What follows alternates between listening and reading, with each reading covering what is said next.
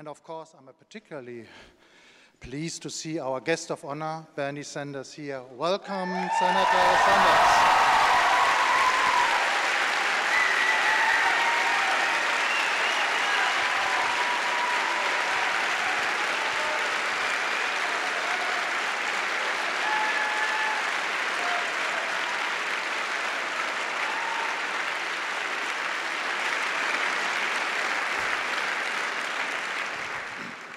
My name is Stefan Gosepat. I'm a professor of philosophy at this university.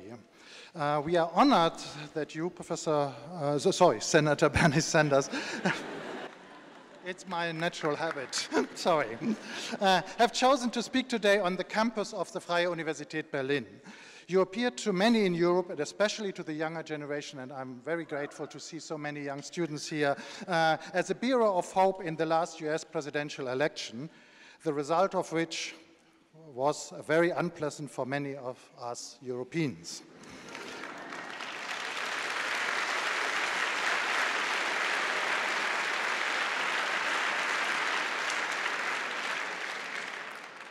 But your steadfast advocacy for greater social and economic justice, especially in education, continues to inspire many citizens throughout the world. So it is fitting that you have stopped here in Berlin at the Free University, where in 1963, John F. Kennedy gave one of his most celebrated landmark speeches just outside the window over there. Although not as famous as his speech delivered at the Schöneberger Rathaus, I guess a day later, it was truly path-breaking. Kennedy said, and now I'm quoting, "This school, and this must be true of every university, must be interested in turning out the citizens of the world, men who comprehend the difficult, sensitive tasks that lie before us as free men and women, and men who are willing to commit their energies to the advancements of a free society." End of quote. It certainly seems to me and others that you, Senator Sanders, are exactly the right person to continue this great tradition at our university. Whatever else the election of Donald Trump has brought, it has definitely catalyzed a worldwide repoliticization, awakening an otherwise rather apolitical youth to the fact that their voice and their commitment matter enormously. Justice is not a gift from the goddess Justitia. The conditions of justice are man-made. Therefore, justice must be fought for and won politically. After the fall of the Berlin Wall, it appeared to many, falsely, that freedom had no cost and that liberalism has finally triumphed for good. Now we must see and face again the painful realization that freedom is under threat everywhere, even in the West, where we thought it was relatively safe. We cannot stop working for our freedom. In this respect, the name of this university is as relevant today as it was 15 years ago, when we were one of the most prominent locations of the worldwide student movement in 67-68. Speaking of freedom, we do not mean that libertarians have what libertarians have in mind, namely a bare freedom stripped of any social rights. We understand it rather in the best old European tradition, the promotion of social liberty, where freedom is secured by rights for everyone, regardless of gender, religion, or class. In this regard, Senator Sanders, many of your reform proposals seem more than justified. Whatever justice we have in Germany, it is not separable from the conditions of the United States. In today's globalized world, we can only achieve an equitable international order if the US helps to take the lead on issues such as climate change, global trade, disarmament, the fight against terror, and migration. Even if your proposals would seem too radical for some, even in Germany, we sincerely welcome your intervention in these most challenging times. Many thanks for coming to speak to us today, Bernie Sanders.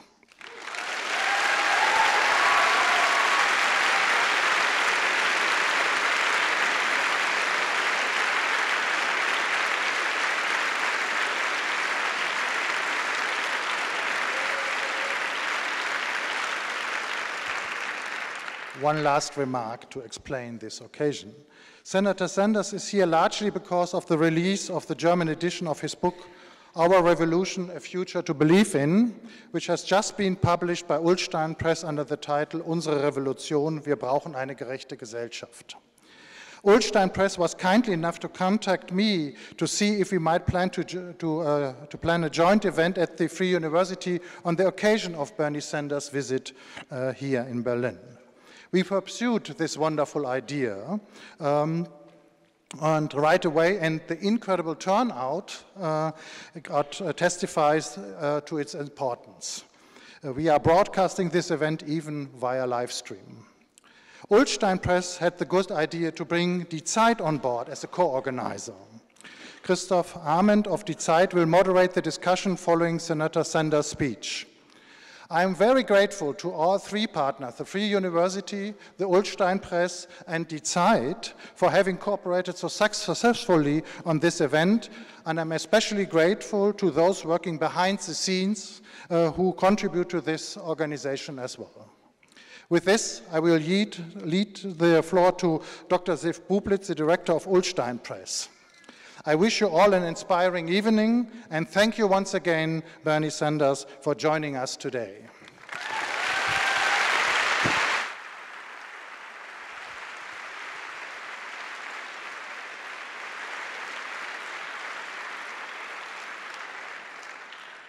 Yeah, hello, good evening, everybody. There are moments in the life of a publisher when the books on your list suddenly start having a conversation with each other. It doesn't happen very often, but when it does, it's really exciting. So about 6 weeks ago, we published a book called Hillbilly Elegy by J.D. Vance. It's a memoir about growing up in a poor industrial town in the American Midwest. The book was a bestseller in the United States, and to our surprise, it became one here as well. That wasn't very likely because it's really not set in very familiar territory, seen from here. But it hit a nerve here. Why was that? I think the reason is that by telling his own story and that of his family, J.D. Vance showed what it feels like not to be in charge of your own life, to be somehow separate from it, tossed apart, while society is really happening somewhere else. And I think that's a feeling that people can relate to here as well. Now this week, we're proud to publish Bernie Sanders' book, Our Revolution. And reading those two books back to back somehow made it feel as though they're speaking to each other. They're very different books, very different points of view, but parts of Our Revolution almost read like a political reflection on the story of Hillbilly Elegy. Our Revolution explains what it is in a society that makes someone like J.D. Vance and his family feel the way they do. And it makes clear what we ought to change if we want to live in a society where people can reasonably take charge of their own lives. And that's important for us to know, here in Germany, in Europe, in the United States, and in any society that calls itself civil.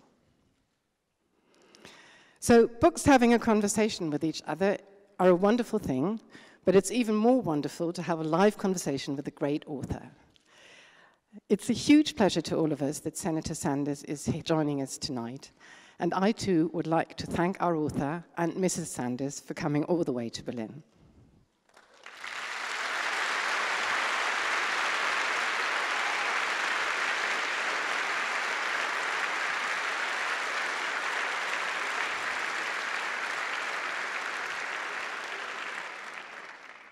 And I'd like to thank our partners in this event, the Free University of Berlin, particularly Stefan Gosepat, and Zeitmagazin, particularly its editor-in-chief, Christoph Arment.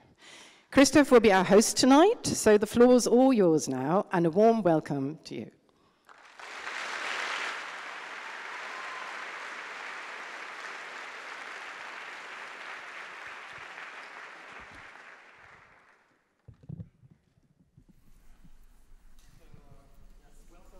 Welcome also from my side. Thanks for waiting. Ladies and gentlemen, please welcome a man who last year seemed to have lost the race, but by now has come out of that race as a winner. A man whose family came from Poland originally, and whose father was accepted as a 70-year-old migrant to the United States nearly a century ago.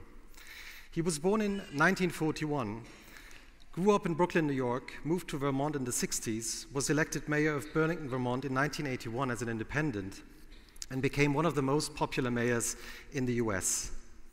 In 1991, he was elected to the House of Representatives in Washington, D.C. Since 2007, he's been a United States Senator, and in 2015, he announced he would try to become the presidential candidate of the Democratic Party. Well, we know how this turned out. This week, the translation of his new book is published here in Germany. In the US, as Sif has already mentioned, it's been a New York Times bestseller. And in this book, he gives fascinating insights about life and about his life and into American politics. We'll be talking about that later that evening. But please welcome on stage the man whose admirers still feel the burn, Senator Bernie Sanders.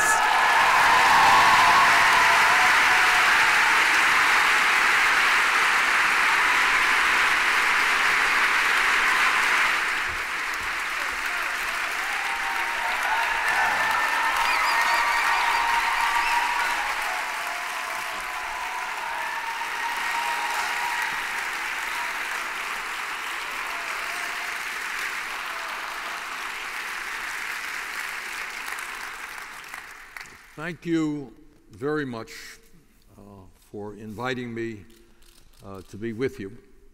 And Jane, my wife, and I are delighted to be here at the Free University of Berlin. Let me, during the course of my remarks, talk a little bit about some of what I know interests all of you, and that is what the hell is going on in the United States.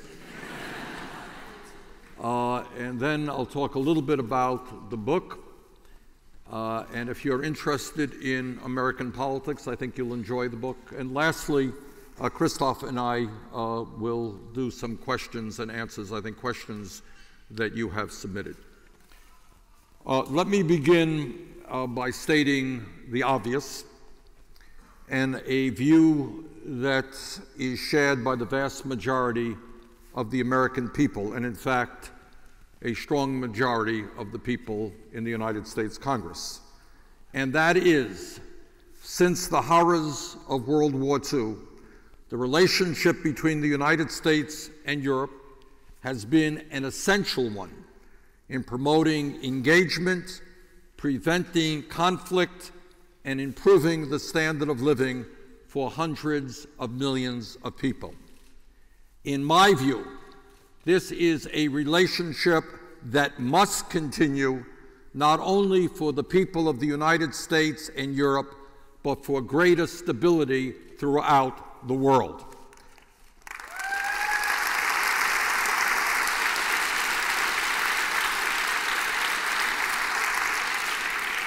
And President Trump notwithstanding, that is the view of the overwhelming majority of the American people.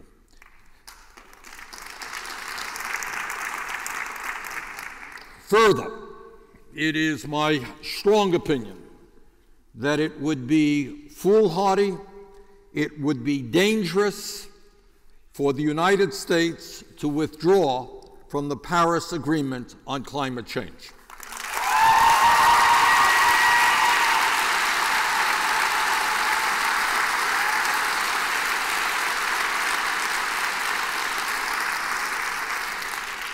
Now, we don't know what will happen. There are news reports, literally, that just came in a few hours ago that suggest that Trump will, in fact, withdraw. But if he does that, I will say two things to you. Number one, obviously it is a horrific mistake, but number two, understand that the American people, and I know you in Germany and people throughout this world, understand, unlike President Trump, that climate change is not a hoax, but it is a reality, a dangerous reality, caused by human activity, that climate change is already causing major problems all over the world, and that it is absolutely imperative. And again, I congratulate Germany for the work that you are doing.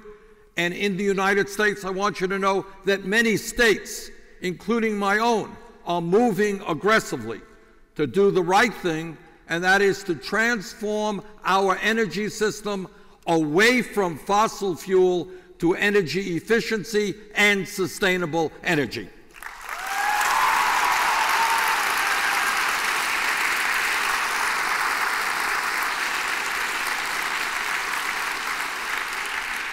And if there is any clear example of the need for international cooperation, it is clearly the crisis of climate change, and why the Paris Agreement is so important.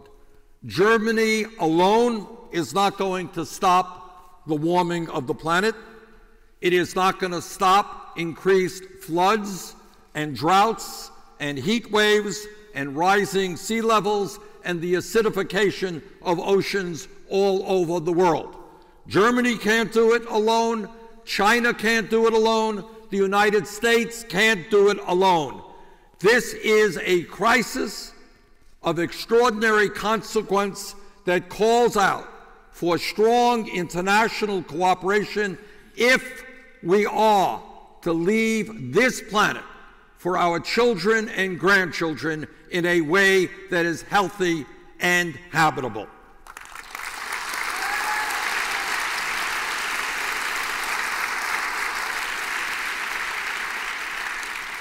So I want you to know that in the United States, no matter what Trump believes or what Trump does, all over our country, there is an aggressive effort to take on the very powerful fossil fuel industry. And this is an industry, whether it's oil, gas, coal, who are more concerned about their short-term profits than the future of this planet.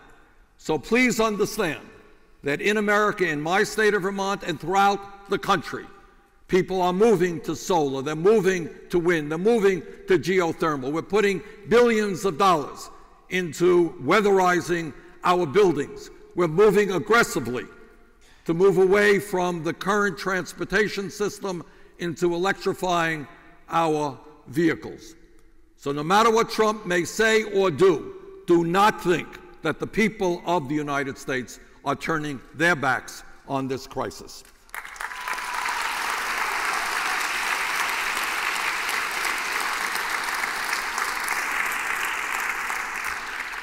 Further, in terms of another crisis that impacts the entire world, it will only be through strong international cooperation that we effectively address the threat of terrorism. The United States is safer from terrorist attacks when Germany shares intelligence with us. Germany is safer from terrorist attacks when the United Kingdom shares intelligence with you. And we are all safer when we stand together in fighting terrorism and protecting each other. That is what international cooperation is about and must be about. As I arrived in Europe, there seems to be a question on a lot of people's minds here, and that has to do with my thoughts and my opinions on Donald Trump's presidency. So let me say a few words about that. It is no great secret that for many reasons, I am, to say the least, not a great fan of President Donald Trump.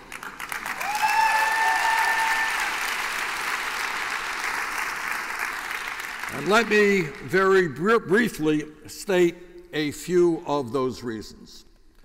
First, in terms of domestic policy, what happens in the United States, and I am a senator from the state of Vermont, so obviously that is of great concern to me and my constituents. In terms of domestic policy, it is important that we take a hard look at the disastrous budget proposal that Trump just submitted to Congress. And I want you all to hear this, because this tells you how far out of touch Donald Trump is with the American people, not only on climate change, not only on international cooperation, but on the life and death issues that impact the working families of America.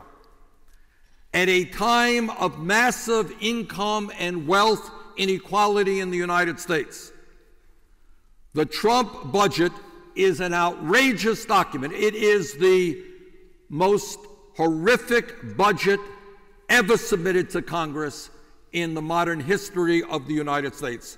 This is a budget which is nothing less than a massive transfer of wealth from working families, the elderly, the children, the sick, and the poor to the top 1%. Trump's budget, if you can believe it, I know a lot of what I'm saying to you, you're going to scratch your heads because, you know, it just seems improbable, but Trump's budget would throw 23 million Americans off of the health insurance they currently have. And recently, as a result of the Affordable Care Act, we expanded health care, not to everybody. And the Affordable Care Act, the so-called Obamacare, does not go as far as I believe health care reform should go. But it was a start. The Trump budget would tell a working class family that they are going to lose the insurance they currently have. And we do not know what happens to that family when mom or dad or the kids become sick. But what we do know is if this budget were to go through, if the disastrous Republican health care plan were to go through, no question in my mind but that thousands of Americans would die needlessly because they could not get to a doctor when they should have been able to. But not only does his budget throw 23 million Americans off of health care, it makes massive cuts to nutrition programs. Now, we're talking about the basic necessities of life, nothing fancy here. People need health care, they need to eat. And in America, we have millions of people who are literally struggling in terms of putting food on the table. There is a program which most of you, I suspect, are not familiar with. It's called the Women, Infant, Children's Nutrition Program. And what it does is provide nutrition to low-income pregnant women and their babies so that the pregnancy could be a successful one and kids get off to a healthy start in life. Trump's budget makes massive cuts to that program, makes massive cuts to affordable housing at a time when many people in the United States are spending 40 or 50% of their income just to put a roof over their heads. This budget makes large cuts to environmental protection, and it does all of that, cutting programs that mean life and death for millions of Americans at the same exact time as it provides $3 trillion in tax breaks to the top 1% over a 10-year period. You got it right. That is the right response. So imagine, again, massive income and wealth inequality already today. And what this budget does is says, we're going to save money by cutting programs that children and working people desperately need. And then we're going to give $3 trillion in tax breaks to the top 1%. Now, as some of you may know, when Trump ran for president, he campaigned by saying that I, Donald Trump, I'm a different type of Republican. I'm going to be on the side of working people. I'm going to be on the side of those people in pain. But clearly, since he has been president, what we have seen is that virtually all of his policies are policies that turn their backs on working people and give enormous help to the billionaire class.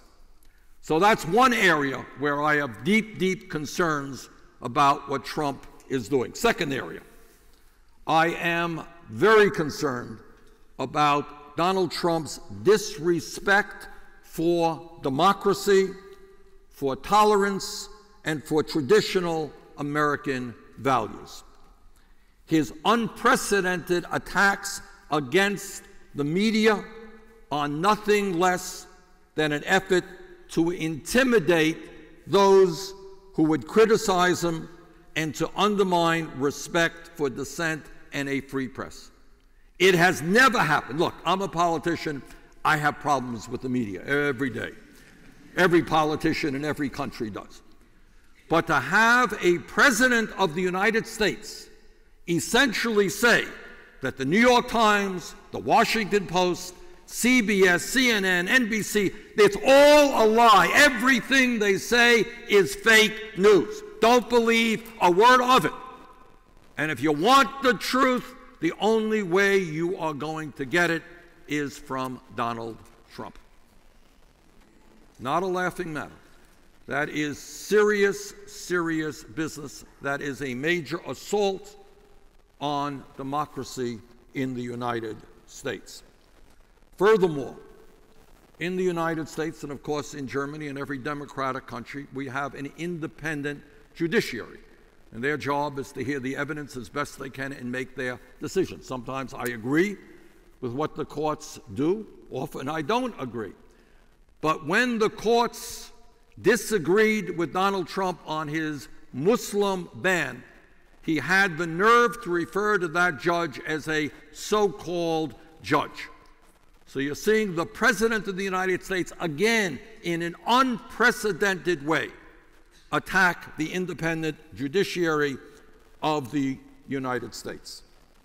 His attack against the judiciary seeks to diminish a co-equal branch of government as outlined in the Constitution of the United States.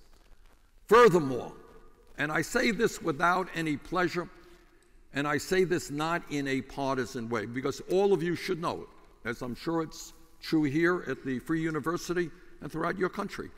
We all have friends, and I have colleagues in the United States Senate who are very, very conservative and whom I disagree with on every issue. But the difference between them is many of them believe what they say. They are honest. This is what they believe, and they say it, and I respect that. Some of them are my friends.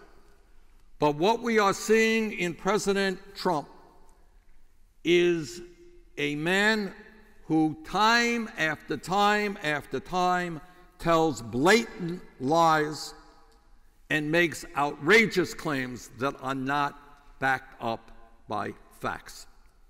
And one of the lies that he told, and he told it for a reason, and some of you may know this, some of you may not, but a couple of months ago he said, you know, we just had an election in November where Trump won, and he said 3 to 5 million people, that's a lot of people, voted illegally. They were not allowed to vote. They voted illegally in that election, 3 to 5 million. Well, it turns out there is no election official in the United States, not Democrat, not Republican, not anybody who believes that is true. Now, why did Trump say that? He said it because he supports the current efforts now going on in many Republican states to suppress the vote, to make it harder for poor people, for people of color, for old people to participate in the electoral process. And that's what Republican governors and legislatures are doing. And when Trump says outrageously and absolutely inaccurately that 3 to 5 million people voted illegally in America's presidential election, what he is saying to those governors is, you go for it. You go forward and you make sure you suppress the vote. Make it impossible for people who will vote against me or vote against you to participate. And if that is not undermining everything that America stands for, I don't know what is. Further,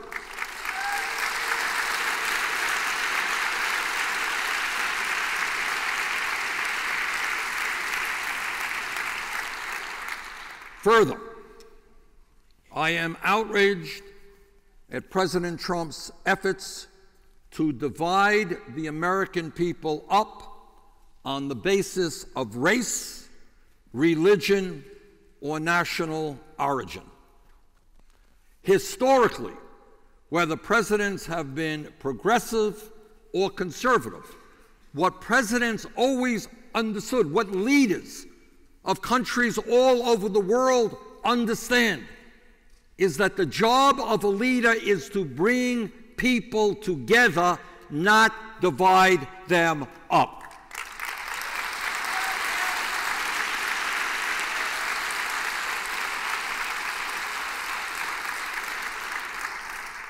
I also, in terms of respect, or I should say lack of respect, for democracy and America's democratic values, I must say that I find it rather strange that the President of the United States, a nation which has historically led the world in promoting democracy, we invest a lot of money in helping developing countries move toward democracy, sometimes with success, sometimes not.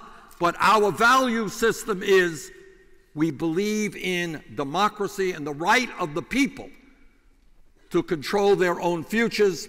I find it incomprehensible that we have a president today who seems to be more comfortable with autocrats and authoritarian politicians than with leaders of democratic nations.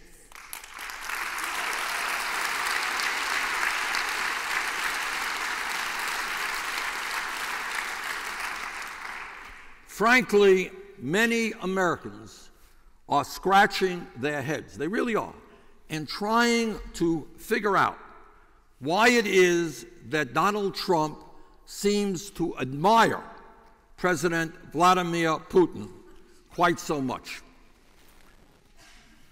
Putin, as all of you know, is a leader who has severely repressed democracy in his own country, has interfered in the free elections in the United States, France, and in countries all over the world. Germany, watch out. You could well be next. And you have a man in Putin who has spent the last years trying to destabilize democracy around the world.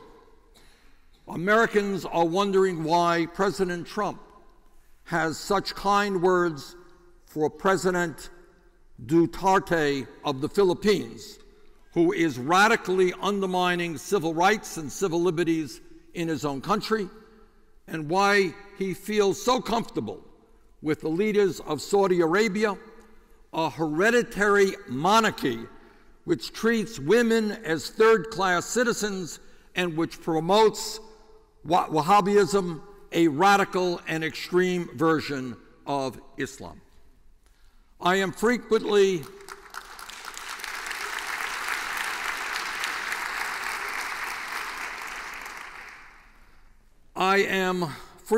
asked by people in my own country and around the world as to how it was that Donald Trump won the presidential election. And obviously there are many, many reasons why. But one of the major reasons, and I think people outside of the United States may not fully appreciate this, is that Trump won the White House because many millions of working class Americans, often in rural areas, are being left behind by the global economy. and by a lack of training for new high-tech jobs that are being created. In other words, the world is moving very, very fast. But if you go to towns in America, often in rural areas, what you'll find is factories that are rusting away. You'll find towns where the young people are leaving, where the schools are seeing a decline in the number of kids who are attending. And those people have for too long been neglected and ignored by politicians in general and by the Democratic Party in particular. And what those people were saying is, does anybody know that I cannot live on $9 an hour? Does anybody know that I don't have any health insurance, or if I do, the deductible or copayment is so high I cannot go to a doctor when I need to? Does anybody know that I'm a single mother, but I cannot afford $10,000 a year for child care when I make $30,000 a year? That I can't afford to pay 40, 50% of my income for housing? Does anybody know that I am worried to death about what will happen to my child because my kid can't afford to go to college because it is so expensive and there are no decent jobs in my community? Is anybody listening to my pain? And the sad truth is that in Washington, we have not listened to that pain.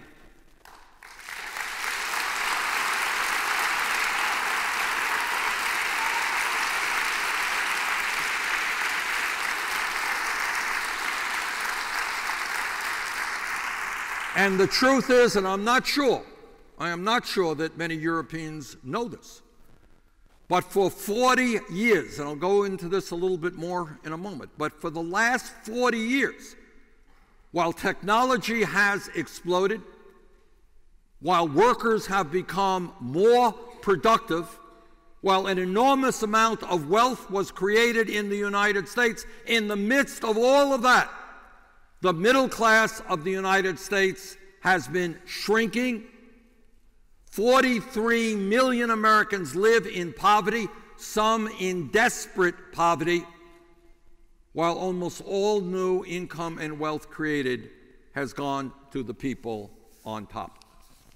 So people are looking, they're working. In my state, it is not uncommon.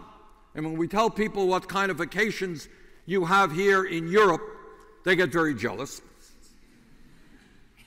They get jealous because many of the new jobs, if you're going out for a job, do you know how many vacation days you may be getting in your new job? 0. Young lady got that answer. Now, you got that? You go to work, you have 0 vacation time, you have 0 paid family and medical leave. So if you are a mom and your kid gets sick, you're going to have to make the choice of staying home with your kid or maybe getting fired from your job. But this issue of what's happening in America to a declining middle class, let me assure you, is not limited to the United States of America. It exists in many, many parts of our world. As a result of the global economy, the multinational corporations are doing extremely well, and the wealthiest people, not just in the United States, but in country after country after country, the people on top are doing phenomenally well. They like unfettered free trade, because in America, that means you could shut down a factory where people were making a living wage and then move to China or Mexico where you're paying people a small fraction of the wages being paid to American workers. You got huge financial institutions that are not American financial institutions. They exist all over the world, and the ability of nations to control these financial institutions is very much in doubt.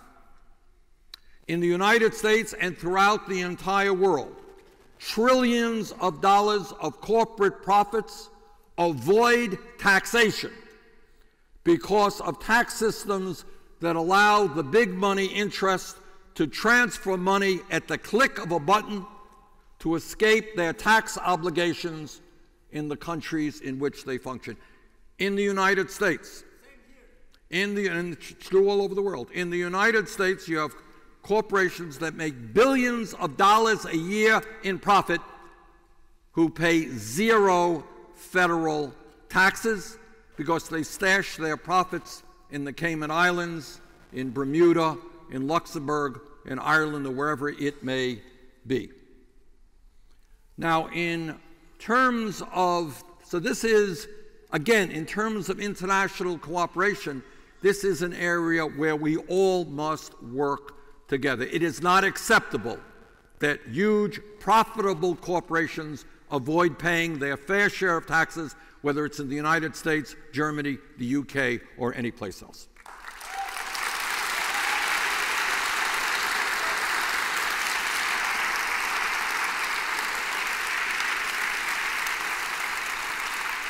And in terms of what's going on in the United States, let me tell you what very, very few elected officials will tell you.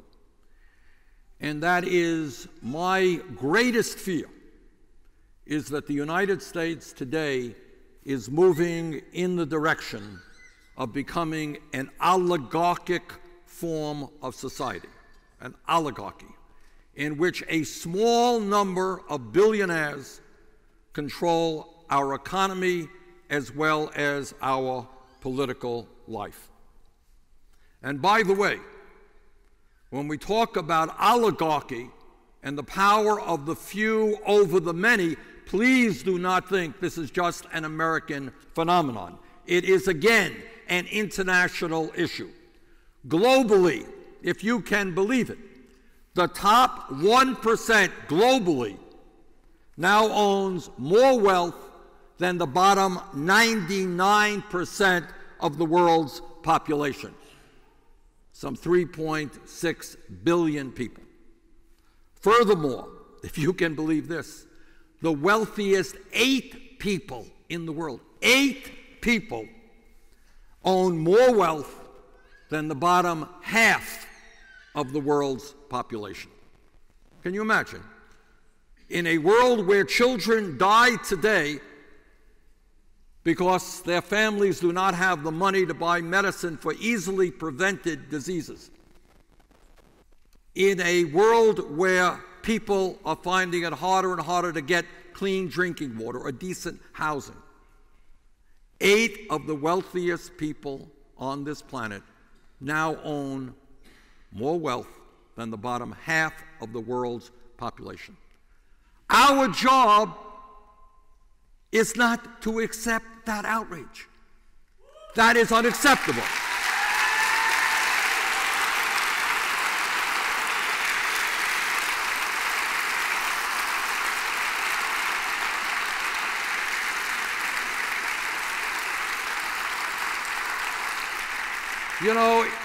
You know, it is easy to read history books and think about the kings and the queens and the czars, people who had just extraordinary wealth while their people had nothing. It's easy to look back in history. But what do you think is happening today? You've got people out there worth 30, 40, 50 billion dollars who own hundreds of automobiles, they own yachts. They couldn't spend that money in 1,000 lifetimes. And then on the other hand, we have children who are dying needlessly. People can't get to the doctor when they should.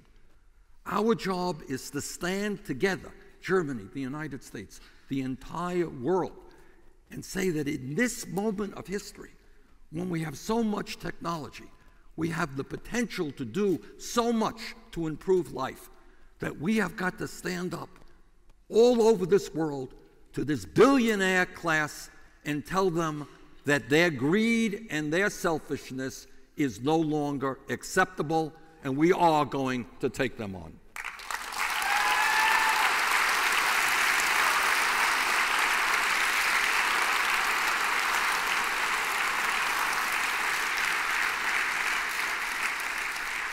Let me just say a few words. Publisher invited me here. They would like me to talk about the book. What the book does, the book, interestingly enough, was written before the November election. So I did not know who would win. What the book does is two things. It talks about the presidential campaign. And it talks about my belief and my wife Jane's belief that it would have been wrong to allow the Democratic primary to essentially go uncontested. That it was terribly important to raise issues that the American people wanted to have discussed.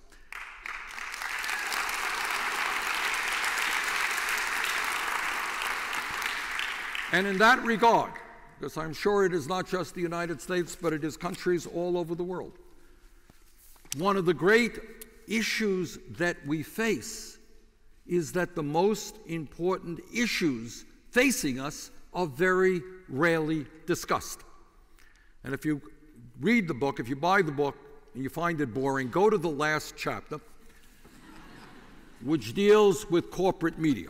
And my view of corporate media is not Donald Trump's. It's not that I think they lie all the time and so forth. They don't. But what it is, what they do is very often avoid the most important issues facing the United States and facing the world. And your job, and I think the job of every citizen on this planet, is to go deep into their guts and into their hearts and say, wait a second, that is not the most important issue. The most important issue is this and that and that. Don't let the front pages of the papers convince you what is most important. You have got to make that decision.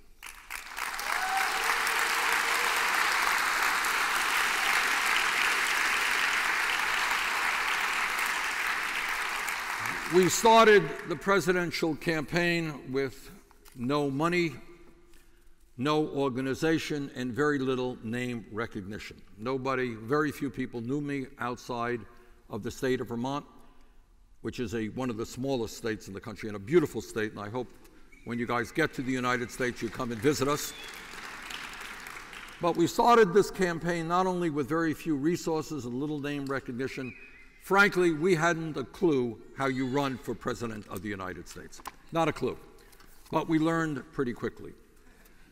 And the main point was that what we found as we began the campaign is in the United States, among working people and among young people, there was a hunger for big thinking rather than small thinking. There was a hunger for questions like, very simple question, but a question not asked in the United States Congress. The United States of America today is the only major country on earth not to guarantee health care to all people. And yet we spend probably twice as much per capita on health care as you do. That's the bad news. The good news is the insurance companies and the drug companies are making billions in profit. So the very simple question of, gee, I live 50 miles away from the Canadian border. If Canada can do it, if the UK can do it, if Germany can do it, if France can do it, if Scandinavia can do it, if every major country on earth has reached the conclusion that health care is a right, not a privilege, why can't the United States? And people said, yeah, that's a good question. Why not? But we never talk about that. How much is tuition here at the Free University? 300. Nothing, 300, all right. Not much, right? Now you sit here and you take it for granted. You're going to an excellent university, part of a great university system, and your tuition is virtually free. Anybody here know how much it costs to go to Harvard or Yale? Actually more than that. But above and beyond Harvard or Yale, you have hundreds of thousands of smart, young kids who have the ability to do well in college, but they're unable to go to college for one reason. And that reason is their families lack the income. So you will be happy to know that very often in my speeches, I ask Americans the same exact question I asked you. How much does it cost to go to college in Germany? And then people say, gee, why can they go for free in Germany to good universities and we have to go deeply into debt to go to an American college? And again, this is a question that up until recently was never asked, never asked. And what we proposed, and which is catching on all over America, is the idea that the United States should learn from Germany and other countries and make our public colleges and universities tuition free.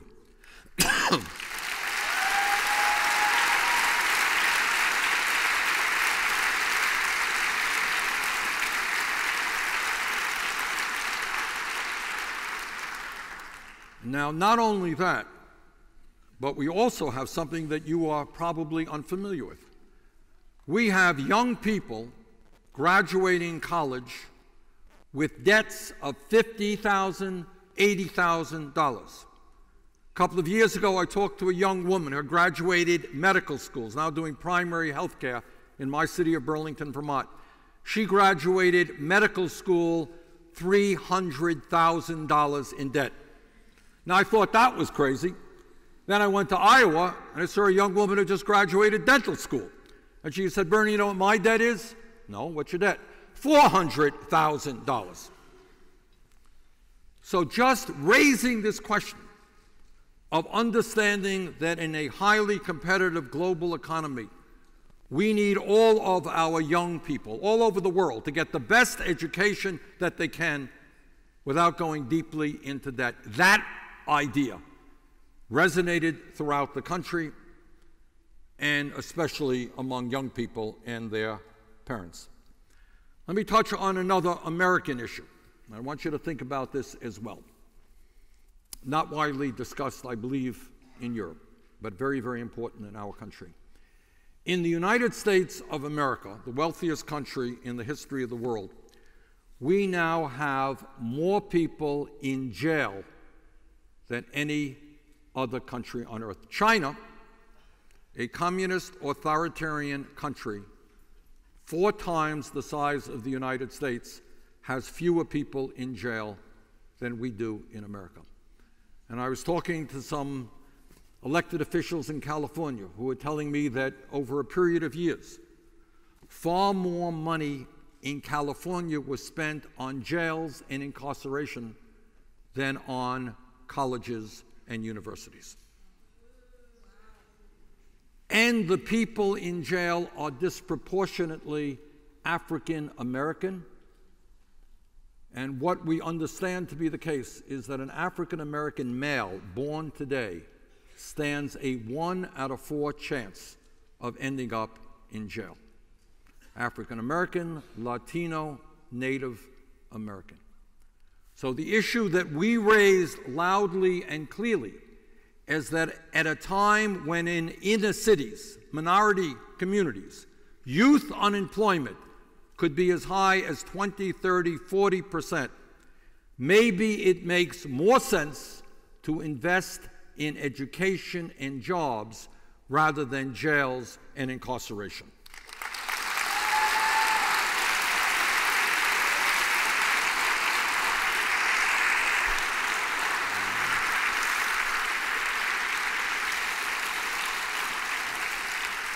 Now, I know that immigration is a very, very big issue here in Germany and, in fact, throughout the continent, and it is in the United States.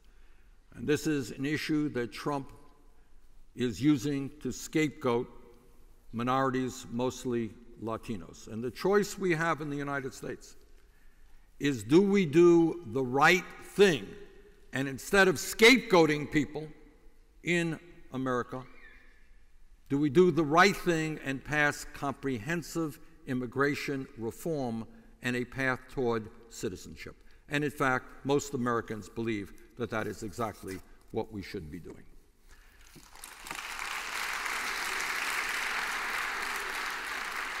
All right, let me conclude, and then Christoph is going to come up and ask me some hard questions. Let me conclude by saying this to all of you, and I say this in the United States, all over the country, and I would say it in China and India and any place else. These are difficult times for not only the United States, but for the entire world.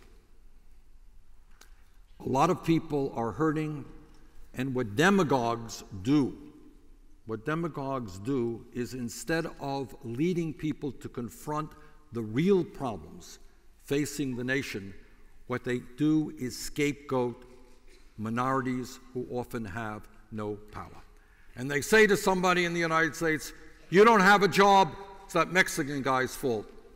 You're earning $8 an hour, it's that Muslim person's fault. And our job right now, in this critical moment, when we see the rise of right-wing extremism in Europe and in the United States, our job is to do several things, it seems to me.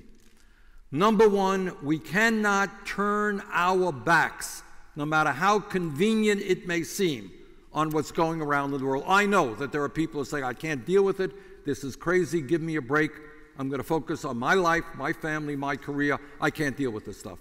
I beg of you not to take that path. What I urge you all,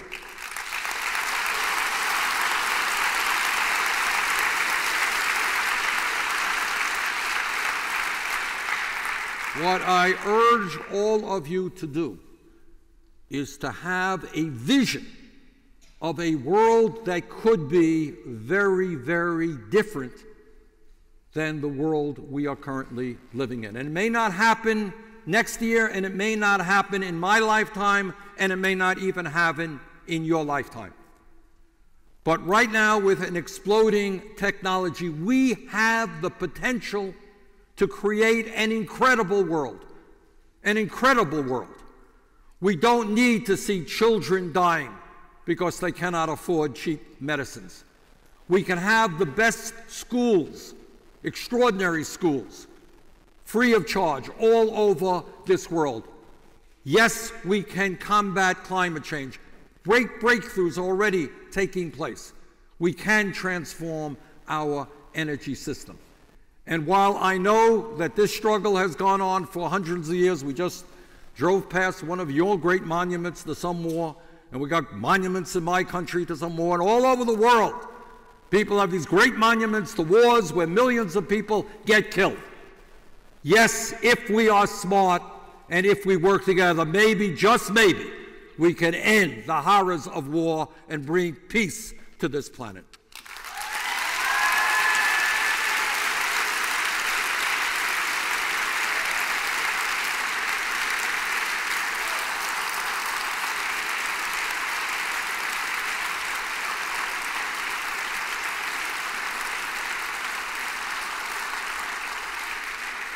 So please, please, in whatever way you are comfortable with, and it could be politics, it could be protecting the environment or women's rights or gay rights or whatever it may be, protecting the needs of our children, do what has to be done.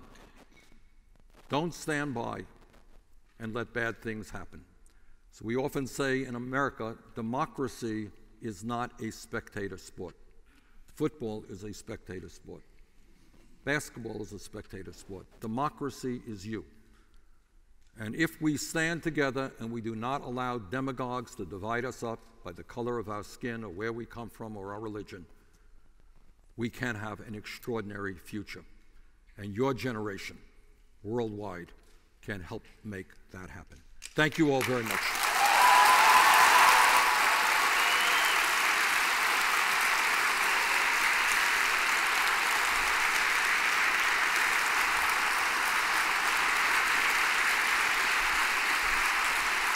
Okay, good.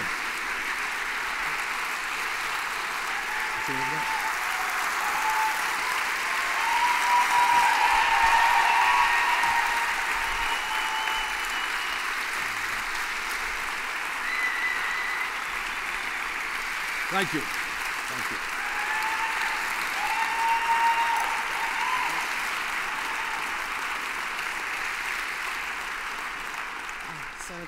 Senator Sanders, I have a feeling you would win every election in this room.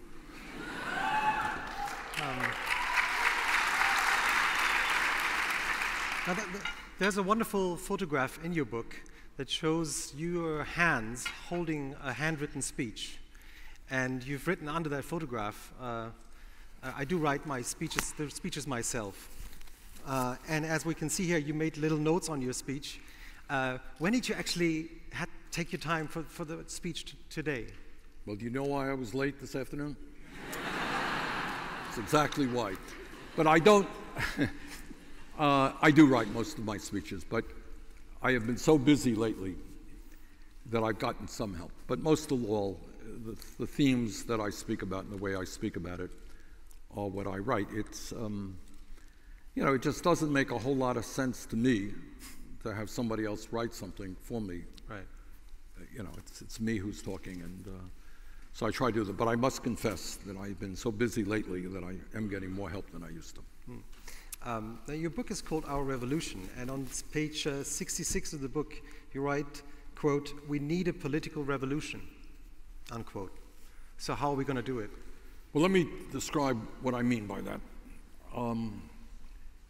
In America, we have one of the lowest voter turnouts of any major country on earth. So the last election actually wasn't that bad. It was about 59, 60% of the people voted. That means in America, 40% of the people did not vote.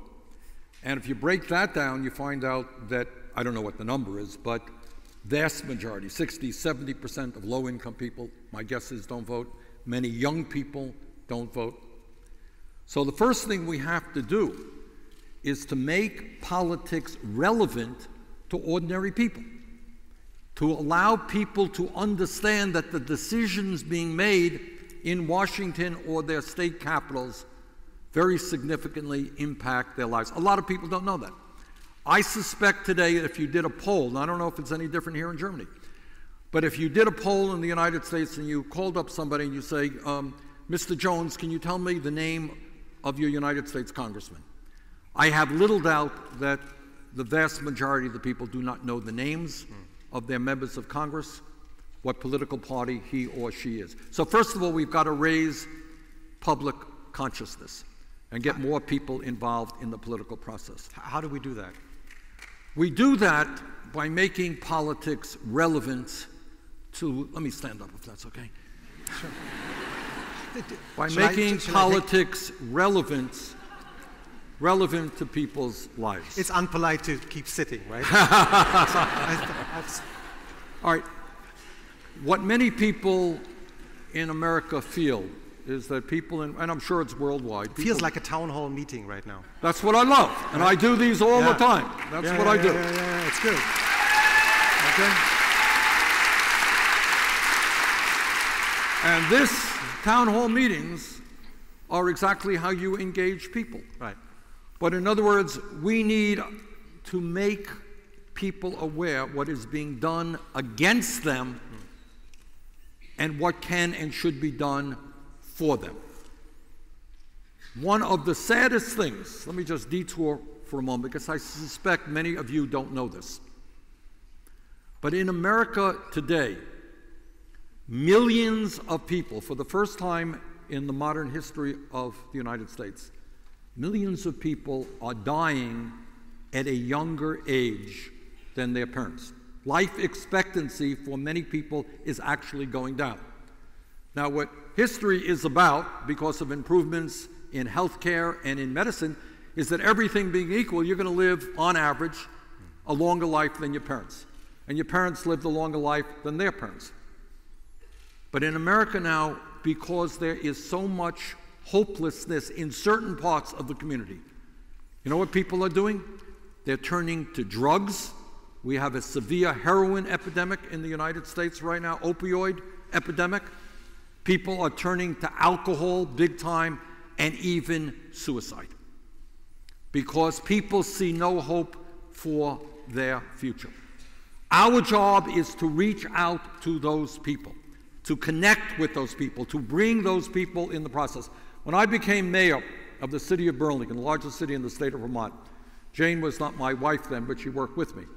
And what we did is we reached out to people, and people became involved. We started youth councils and senior councils and women's councils, and people suddenly became involved.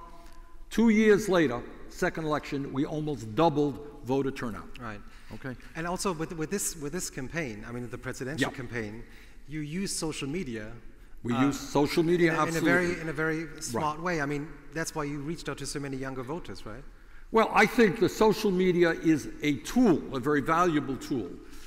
But social media is not going to do you any good unless you have ideas that people are going to respond to. Right.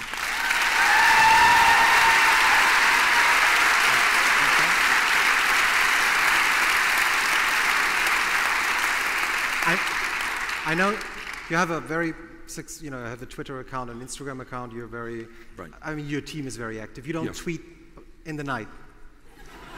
I must confess, unlike the president, I do not tweet in the night. The way we do it, in fact, I never tweet personally. The way we do it is we have a very good staff of young people who take the things that I say. Probably half of what I said here to you will be out tweeted tomorrow or something. But it's what I say. Right. It's not that somebody else says it. And now you've mentioned your wife Jane, who's here with us tonight. Thanks for making it.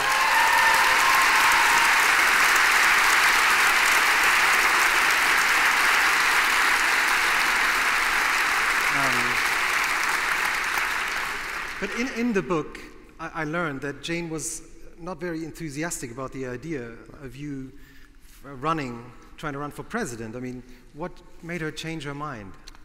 Well, first of all, because she's smarter than I am. I see the women already applauding. I know she's nodding. Yes, she's nodding. She's nodding. What she understood, and it's important to say this again, and I want you to know this. When I talk about oligarchy in the United States and the corruption of our campaign finance system, do you know what I mean by that? What I mean by that is that billionaires can spend unlimited sums of money putting 30-second ads on television. You don't have that here during your campaigns, do you? So there comes a time a week before, this is true, a week before, do we have any Americans here, by the way? Okay, good, all right. A week, and they will testify this, often in states if there's a hotly contested race. A week before the election, people turn off their television because all they see are ugly 30-second TV ads. And what Jane understands, which turned out to be, of course, true, is that any time you run for office and you try to stand up and do the right thing, your opponents, the right wing, doesn't attack you on your ideas. We don't have a debate about health care or education or climate change. You know what they do?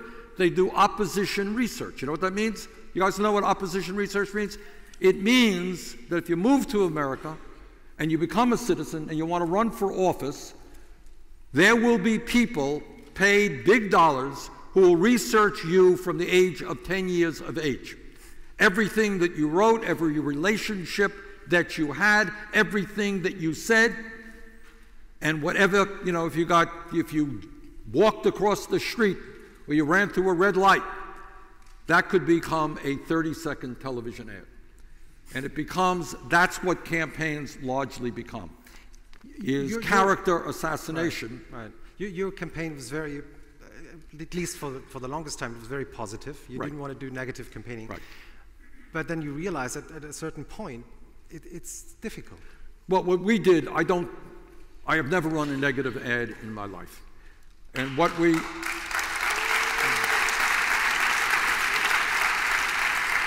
And I'll tell you why. It's not just because I think it is wrong. Here's my experience. When I ran for the United States Senate in Vermont in 2006, not surprisingly, the guy who ran against me was the wealthiest guy in the state of Vermont, okay? Worth hundreds of millions of dollars, and so he funded his own campaign. And he ran the ugliest ads against us. My God, it was terrible. It really was. I couldn't watch the damn television. You watch your television and boom, there's this ad about what a terrible human being you are. But you know what happened in Vermont? I was going to beat him anyhow. But the margin of victory exploded. Right. Because people in Vermont said, we know Bernie Sanders, we may disagree with him, but he is not the person you are portraying. Right. Now that can happen in a small state where people know you. Nationally, that is not quite the case. So what politics is about is trying to define the candidate. So if you're running for office, what the opposition will do is before anyone knows you, if you're not well known, they will research you, put all kinds of ugly crap on television, and you're going to have to run against that. She understood all of that.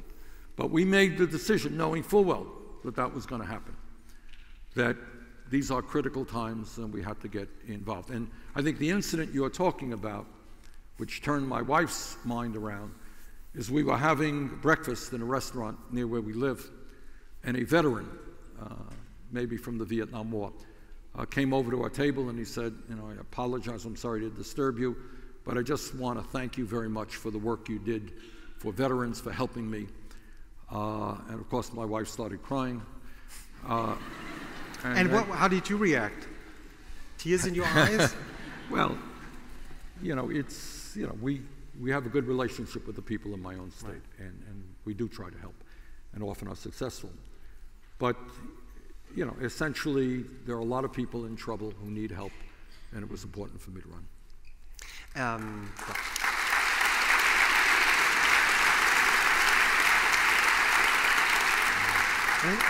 In the end, and I read this in your book, your whole family was involved. I mean, yes. Is it true that your daughter Heather, who's apparently a yoga teacher, yep. even got you on cover of a couple of did. yoga magazines? She did. Because you don't seem to be a yoga guy. I mean, I don't know. Maybe I'm wrong. You're right. I should be. No, Heather is a yoga instructor in Sedona, Arizona. It's a beautiful, beautiful, beautiful town. If you ever get to, after you leave Vermont, here's one if from it's too Sedona? cold, go to Sedona. It's a lot warmer. It's a very beautiful town. Phoenix. And Heather teaches yoga there. Right. At the start of the campaign, and I love that story when you mentioned it in the book, the first stop was in a similar town, I guess, but in New Hampshire it was called Concord. And you went there with your campaign manager, and you got totally lost.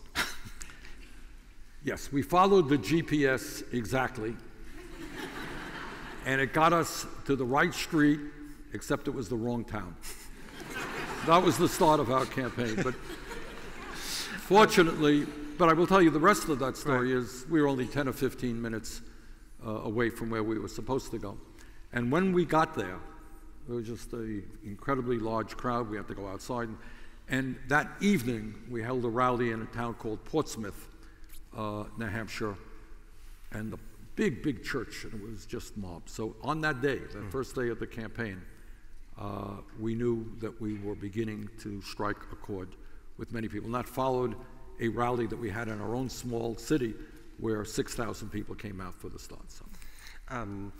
And you also, during the campaign, you soon found out that you were winning the younger voters, whereas Hillary Clinton was easily winning with the older voters. Right. I mean, you're a young soul, as we've experienced tonight, but at the time you were 74. So how did you match this? And the answer is, I haven't a clue. You know, all of you are familiar with the term millennials, right? You old millennials? When the campaign began, honest to God, I didn't even know what the term millennials meant. Did not know. And the answer is, you know, in America, and I'm sure in Germany, you have sophisticated politicians who poll, and they say, okay, this is what you should be saying to 25-year-old women who live in big cities who are now, you know, working. Or this is what you say to a 50-year-old person working in a factory. We didn't do that. The message that I gave, the message I give to you is the same message essentially that I give to people of all ages. But I think what happened is among young people, we struck a nerve in terms of tapping into the beautiful idealism which exists in this generation, not only in the United States, but all over the world. It's a generation which is far more than past generations, well beyond racism and sexism and homophobia, a generation that really wants to create a new world. And we tapped into that, and we did very well with younger people. You also do, well, that's...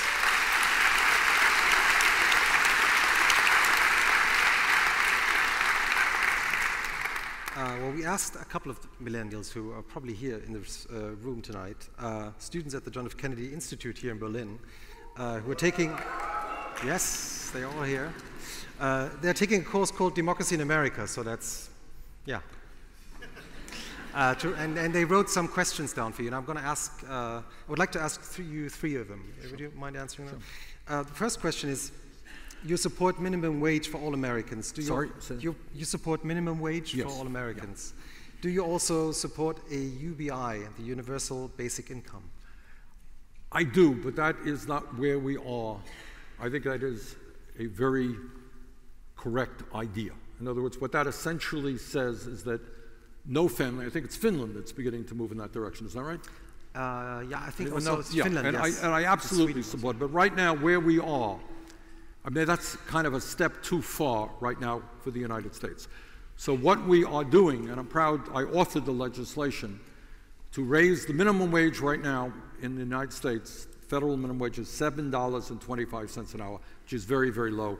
We have offered legislation which now has 30 co-sponsors to raise the minimum wage to $15 an hour.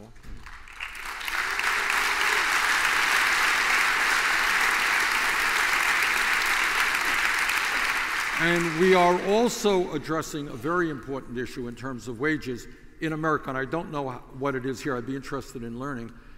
In America, women in general make about 79 cents on the dollar compared to men doing the same work. And we are trying to push forward legislation that says the very radical idea, equal pay for equal work.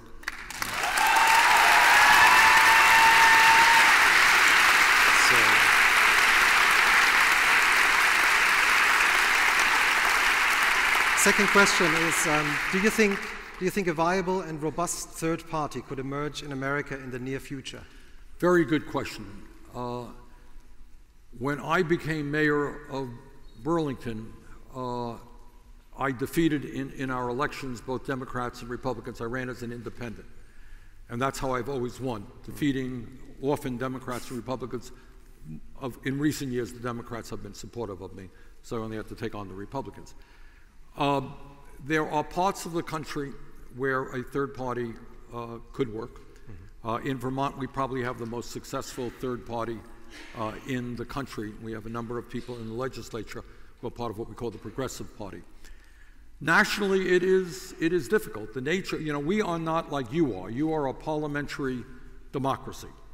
And if a party starts and they get, 5% of the vote, they can get seats in the parliament? Yeah. That is not the case in the United States. It's kind of a winner-take-all situation. The decision that I made, and what I am working very hard on now, is to transform the Democratic Party, make it a very different party than it is today, make it a party of working people, of young people, of progressive values, rather than a kind of middle-of-the-road party which often doesn't have the courage to stand up to the big money interests.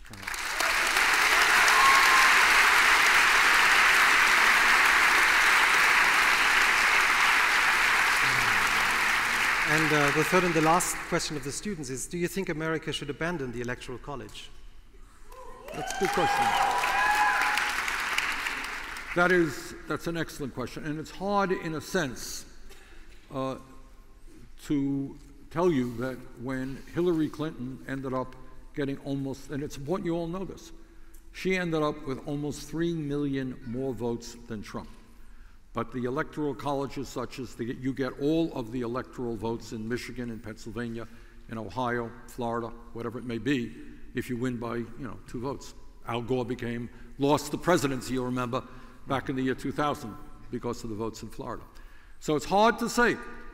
Majority is supposed to rule, and I do believe in that. So the answer is yes. On the other hand, we have a constitution that was forged in compromise, which also says that the House of Representatives is reflective of the population of the states, but each state gets 2 senators.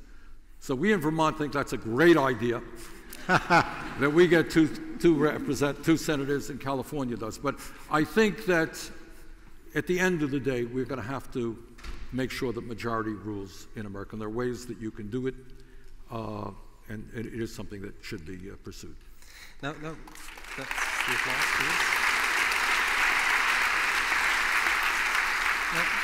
During the presidential campaign, you got support from many artists like Harry Belafonte, Susan Sarandon, Sarah Silverman, Spike Lee. But one of the most, maybe the most surprising campaign support you had was Killer Mike. You guys know Killer Mike? All right, great. Good. How was the first meeting with Killer Mike? It was great. Killer Mike, first of all, the name, I got to tell you, intimidated me a little bit. He is an extraordinarily smart guy. He lives in Atlanta, Georgia. And we did something. We did a video in his barbershop. He owns a couple of barbershops in Atlanta. You were sitting here. No, the two of you were sitting, right? Yeah. In the barbershop. And in the United States... I was just trying to offer you this. In the United States, in the African American community, barbershops are kind of an important place for people to get together and, you know, talk about what's going on. So I sat in one chair, he sat in the other chair, and it was a great discussion. He played a great role in the campaign, and we are still in contact. I also found out... We're coming to the end of this very long list here. Well, this is... we're finishing quite soon. Or do you want to take a seat? No, I'm okay. You want to keep saying the great thing about your book, especially in the first half of it, is that you write about the campaign and you explain American politics today, but you also write about your life and how you grew up. And one of those moments that apparently were quite important to you was at the University of Chicago when you were a student. And you were quite active in the civil rights movement, and you did some undercover reporting at the time. You and your team about the housing situation there. Yeah. How did you get involved in that? I joined a group called the Congress on Racial Equality. This is back in the early 60s. And shamefully, the University of Chicago, which is one of the great universities in the United States, in fact in the world, they were major landlords in the area. They owned just a whole lot of housing in the area. And they owned segregated housing, quite intentionally. So what we did is we had a white couple go to the landlord and say, we'd like to rent an apartment, and the landlord would show them the apartments that were available. And then an hour later, we would send a black couple into the same landlord and they'd say, oh, I'm sorry, there's just nothing available. And as a result of that, we had a demonstration, a sit-in demonstration, one of the first in the North at that period. And you know, eventually, after a lot of struggle, the university began the process of desegregating their housing.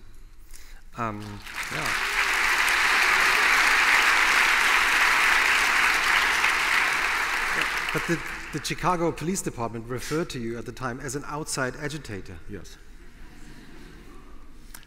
This is ancient history, but there was, at that point, Chicago still is a troubled city. We have just a horrific number of murders in that city. It's the murder capital of the United States.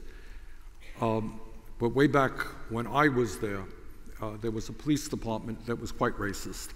Many of the police officers came from the South, and it was not a good department.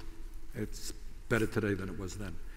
And what I remember like it was yesterday is there was a picture in the newspaper of a young black girl whose arm was twisted behind the back by a police officer at some demonstration or something. And we were having a public meeting on police brutality, and I was walking down the street tacking that poster on trees and walking down to it, and I didn't know that right behind me there was a police car taking down the posters that I was putting up. And then I was informed that I was an outside agitator and the people like me were not particularly welcome into Chicago. But generally speaking, you've, for most time of your political career, you've been an outsider, you're an underdog. Yep. How did you actually, at the end, still win so many times? Is there a secret? Yeah, I think there are two secrets. first of all, you got to be honest with people about who you are, but more importantly, about what their needs are. And second of all, and this is, my campaign for president was exactly the same thing as the campaign that I ran so many years ago for mayor of Burlington. And that is, it's called coalition politics. You know what coalition politics is? Maybe it's called a different name. What it is if we were to really do deep interviews with every one of you, we would find that probably on 80 or 90% of the issues, you would see the world in agreement. For example, if we talked about women's rights, and if we talked about gay rights, and we talked about climate change, probably overwhelming majority of the people in this room would agree. But then you go a little bit deeper, and you find that people disagree. My wife and I disagree on issues. But what is important in the concept of coalition politics is that I understand that maybe you and I don't agree 100% of the time. But if we agree 80 or 90% of the time, we stand together. So what we did in my campaign for mayor, we brought young environmentalists alongside of the Burlington Police Union of cops. And the cops' concern was they weren't treated with respect. They needed decent pay, they needed decent working conditions. They did not have it. So we put together municipal unions with young people who were concerned about the environment, with women who were basically kept out of City Hall at the time, with low-income people who were not getting a fair shake in the housing situation, with students. And I always feared that if I brought all of those people together in one room, chaos would break out. But the truth is, you can forge together coalitions, bring people together even if they do not agree 100% of the time. And that's kind of what we did in the presidential campaign as well. That was...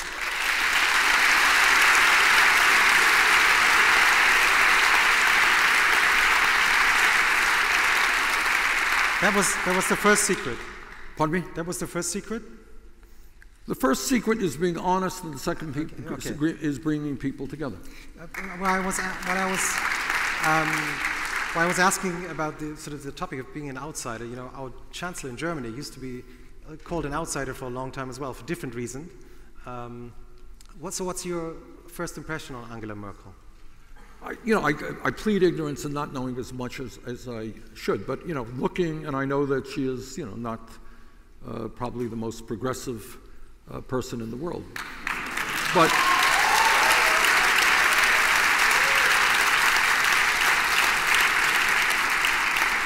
and that my politics are different. But I have to tell you that in the United States, compared to our leader, she looks pretty good.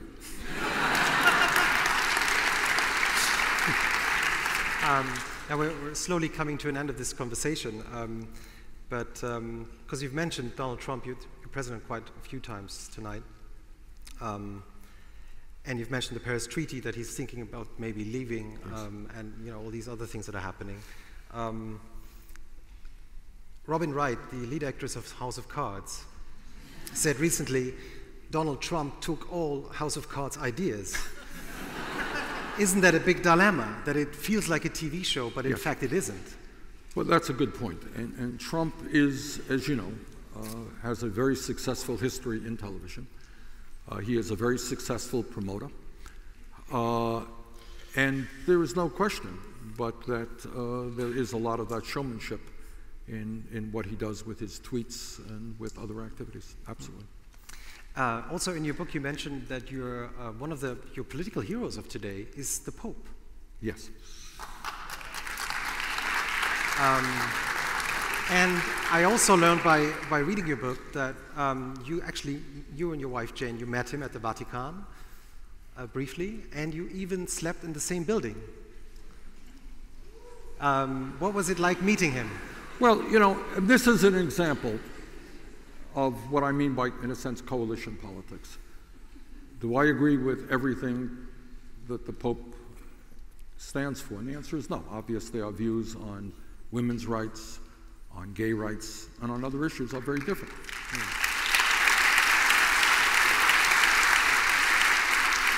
But in terms of an international spokesperson for justice and for dignity. If you read some of his writing, not only on climate change, his encyclical on climate change, but he says things about economics that very, very few elected officials around the world will say. He talks about the function of economics should be to serve human beings, not money.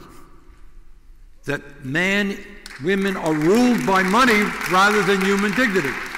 I mean, it is very, very radical stuff. And I appreciate very much his talking about youth unemployment, talking about what he calls the dispossessed, people we forget about, elderly people who are sitting alone in their homes, unable to adequately feed themselves, kids who have no jobs, workers who are unemployed. He talks about that all of the time. So I think on many of the economic issues, environmental issues, he has been a true champion of justice. And what was it like meeting him? Well, that is a whole other story. Because that... Jane is nodding in the first Oh, God, it's not a story. I was invited to go to the Vatican to participate in a conference, which the Pope was going to attend. To make a very long story short, there were some people in the United States who were less than enthusiastic that I get my picture in the newspaper with the Pope. So things... And the Pope smiled. And so from very high levels, things changed. We had the opportunity just to meet him very briefly early in the morning. And again, I think he is one of the great religious leaders on our planet today. Now we're really coming to an end. I've got two last questions.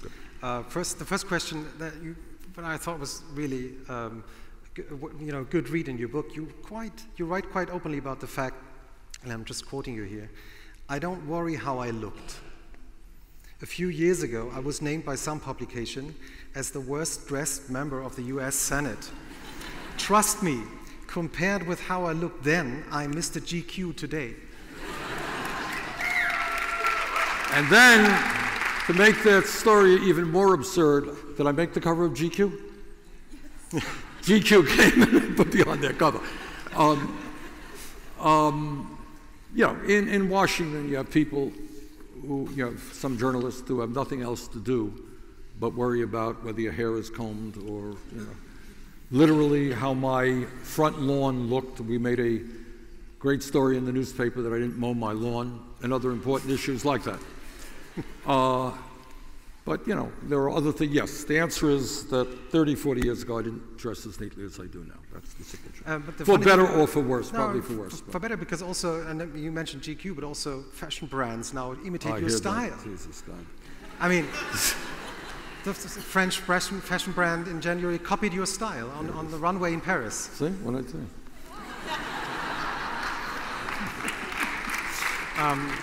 So we're coming to the final question of tonight. I'm sure you were expecting this question. I have to ask you. So will you run again in 2020?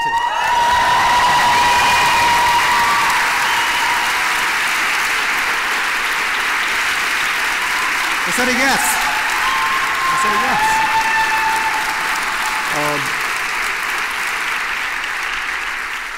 I knew you would ask that, and you know what my answer will be before you ask that. And the answer is that, and this is simply the truth, we spend, in America especially, you have short elections. What's the length of time for your election campaign? 4 years. How long? 4 years. No, your election campaigns. Oh, it's only, it's going to start in the summer. It's only a couple of months, like 2 or 3 months. In America, campaigns never end. And people are tired of it. And the reason they don't end is, number one, it's easy for media to cover, right? Are you going to run? Sanders said this, rather than talking about the issues impacting ordinary Americans. And number two, by the way, it is easy, people can make a lot of money out of that, in television and doing advertising and all that stuff. So what the honest answer is I don't know. And the honest answer is So you haven't decided? Have not decided. And the honest answer is that right now we are working night and day trying to defeat Trump's agenda. trying to rally the American people. That is what is before me today. And worrying about an election 3 years from now,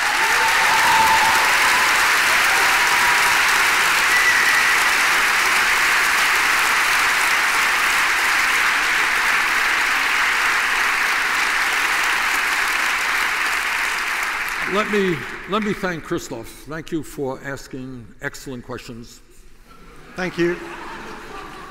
And thank you all for being here. Let me just conclude on a very serious note. And that is, I want you all to know that in the United States, we have millions and millions of wonderful people who are working hard every day in the fight for economic justice and racial justice and environmental justice and social justice.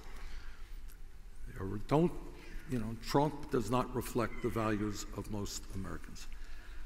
And we look forward, despite what happened last week here, we absolutely look forward to working with the great people of Germany, with Europe, with the UK. Our job is to bring people around the world closer together and not create fights when they're not necessary. So thank you all very much for being here. Look forward to returning. Thank you. Good job.